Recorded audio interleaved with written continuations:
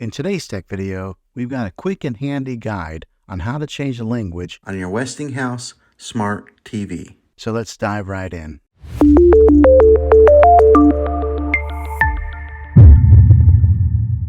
Step 1. Accessing the menu.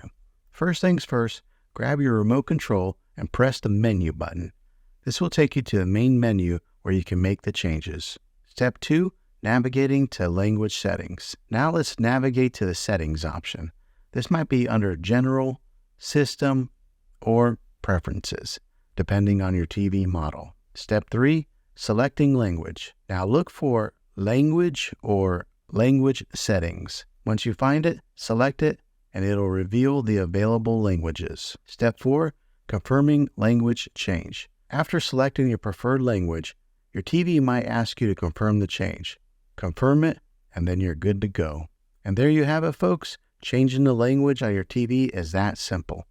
If you found this video helpful, go ahead and give it a thumbs up. Go ahead and subscribe to my channel. I make tech videos all the time, and I'd love to have you back in the next one. Take care.